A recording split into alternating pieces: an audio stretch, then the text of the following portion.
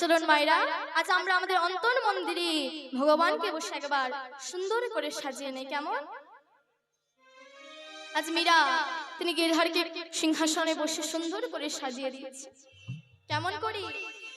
সাজো